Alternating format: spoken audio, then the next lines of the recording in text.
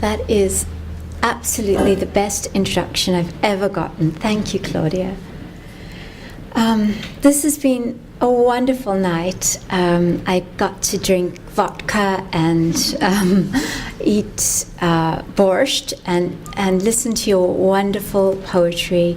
It's just been such a rich experience. Thank you so much. We have, and I get to be the warm-up act for one of my favorite poets, for Jan's Wiki. So my cup, really, really high there.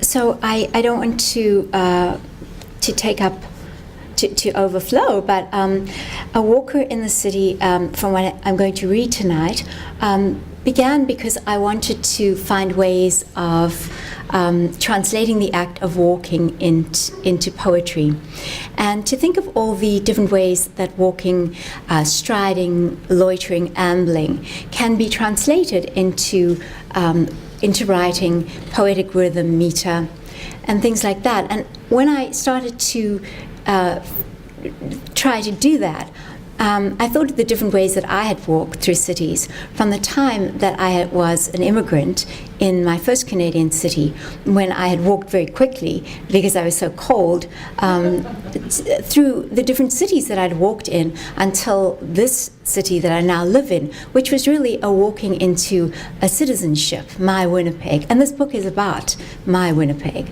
and the different ways that I'd walked.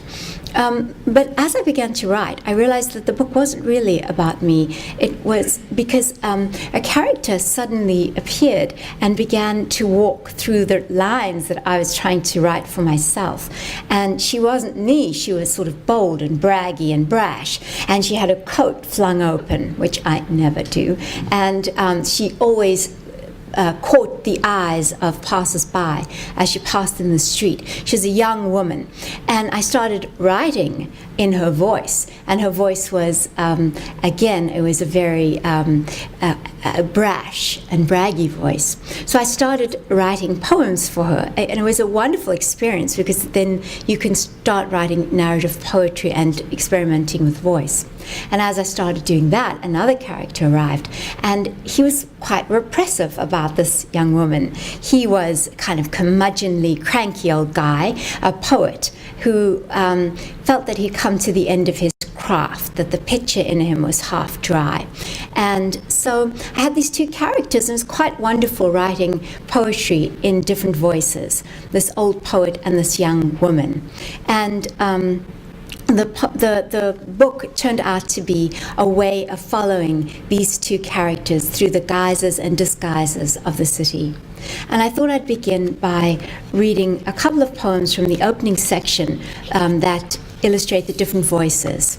The first is from the voice of the young woman.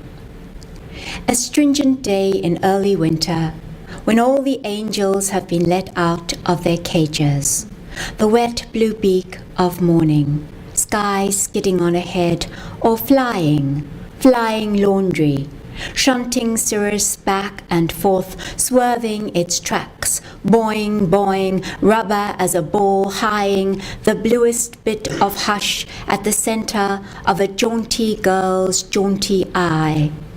Callooh Calais arias she out, then, shining all and sure, vaults she the wind's cathedral, stamping booted feet, lifting a hand unmittened, the better to balance welterweight wind, flying fists on a wet fingertip. Hello again, hello, it's me, it's only me. And this is the old poet.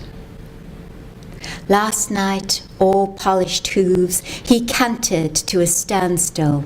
Now he's woken, broken on his rock. Seems the old eagles made a meal of him again. Chopped liver and onions, a little sweetbread to leaven the pot, light up the kidneys. Scalpy old man, he chastises himself, catching the whiff of mortality. On another page, a bird imitates an alarm clock. The old poet awakens in a magnesium flash of dawn, a Sahara of deft drift against the hourglass, renders thighs heavy, old pal, as sand, and his breath stinks of the lion house. Ah, all that falls over the years away, what's left, a day, a day, a day. This is a love poem from the poet to, perhaps to the girl. That dawning moment when the world, framed in glass, enters the window pane. Good morrow, waking soul, she wakes, hasty as a dreamer balked by impossible meter. Nothing rhymes, for example, orange. A walker wakes trailing 2 fingers through wake of sleep. Ah, one of those sudsy dreams drains thick and slow, leaves lime stains and hard water deposits on the inside of the mind. On subject of which does left mean wrong? Can one begin an autobiography without believing the end of the story? On subject of which, what ebbs and flows from grief, what wanes, and what did dreamers dream before the invention of tunnels and their trains? The poem is A Walker in the City is one long narrative poem in 7 parts. And I'm not going to read you from each part, don't worry, but the old guy and the poet and the young woman are shapeshifters, and they change throughout the sections. And I did want to read you from the second section because I've written a kind of feminist noir, a murder story, and I call it The Beautiful Assassin. It's a poem noir, and so someone in this terribly cutting edge and utterly cool section gets murdered, and somebody is the murderer. And it's divided into 12 sections, and each section is an hour in a day that takes place from 7:05 in the morning till 7:04 at night. And I take as my epigraph a line from the wonderful poem by Federica Garcia Lorca, "The rest was death, and death alone, at 5 in the afternoon."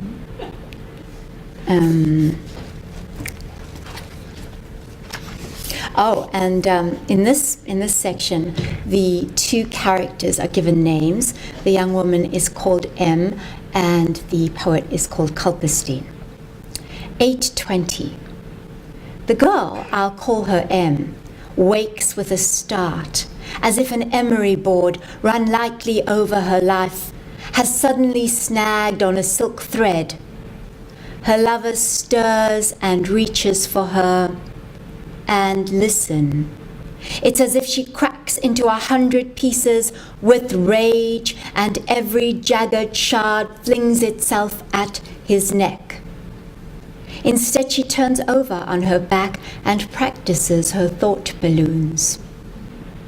If I don't get there in time, start without me. And none for me, thanks, but please help yourself. At 12 years old, good manners descended upon her like a deus ex machina. Now she is a thin gruel of early winter on the ground. Above her, her lover labors on. Every breath cracks like knuckles. 1:25. Same old used to be, thinks the old poet. Same old window, sky, soul. Same stale angel smell in the morning, sulfur and singed feathers. Same fleas plucked from beneath wings, flicked across the room by a crooked yellow forefinger. Somewhere in the city, a hole the size of his death has been prepared. Now it only remains to knock him in. Ho-hum, old poet snaps his eyes and his hat brim, his beak, and away he goes, a zealot for bad causes. Walking turns the future into a list of fragile nouns.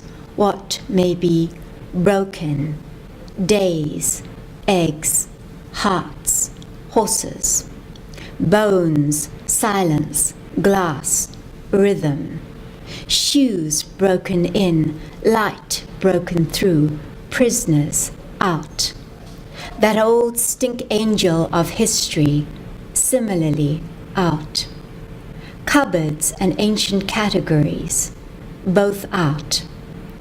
Old poet breathes in thawing winter with each zinc-white breath, out. So I've never done this before, but since I'm in Ottawa and at the Tree Poetry Series, I'm seriously thinking of reading the final section. Then you find out who cops it. But you are the best audience I've ever read before, so here goes. 704. Culperstein lies on his back inside his chalk outline. Lies. Hangnail moon, Whitlow moon, crooked moon, dark. All the people in the city exhale at once, standing in the street with their eyes shut. Sleepwalkers, can you thaw the frozen chuck of winter shoved in the back of the freezer? Nope. Better wait for spring runoff, the bloom of tender meat. Culperstein was dying, again and again. He was damn good at it, but wouldn't quit until he found the perfect metaphor. Your stone ball, father, he hazarded. Your stone joke, bus, glance. These were things that could be thrown, and when thrown, caught or missed. Culperstein was always missing his father, with inches to spare. There were two wishbones broken in exactly the same place. So at this point in the book, exactly in the middle, I've killed off one of my characters and written myself into a kind of poetic faux pas. But with great deftness and cunning, I write myself right out of it. So, of course, I can't tell you my secrets. You have to buy the book. Culperstein has a sort of wounded place when it comes to fathers, and so he has some father poems. I wanted to read you a couple. Our Father. O Father, with your face like a fist in a pocket, and that habit of kicking your shadow downstairs, as if to say, stop following me, lazy bones. Legs so short these days, they barely reach the ground, and only just your shoes. Epaulets can't restrain you, and buttons spray from you with each deep breath. A drum, a dog, an argument, you taught us, are three things that can be beaten. A child in its eggshell skin. Your conscience afterwards, partly.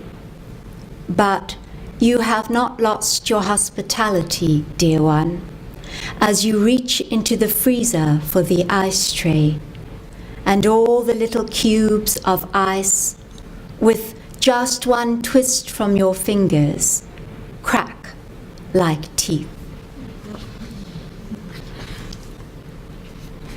And this one's called Adam Father.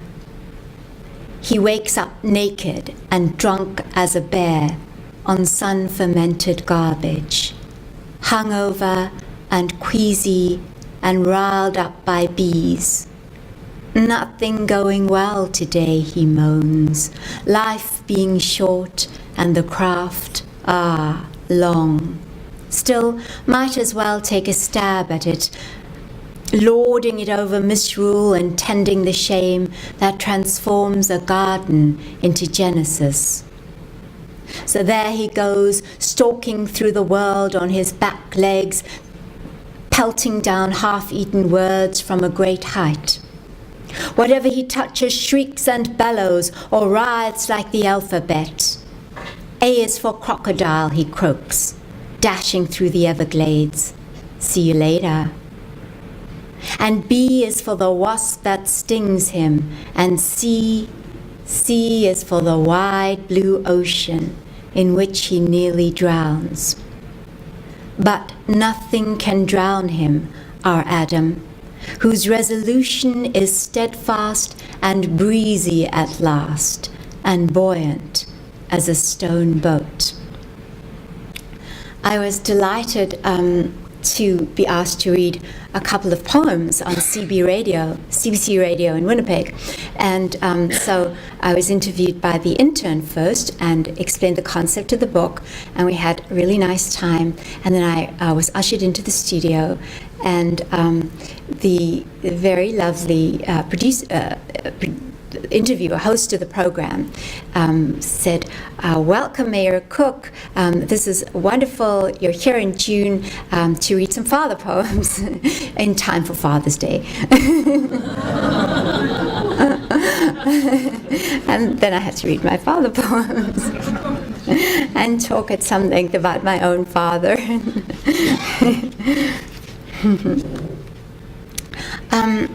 I wanted to end off with a love poem from my old poet, my poet, to his girl walking.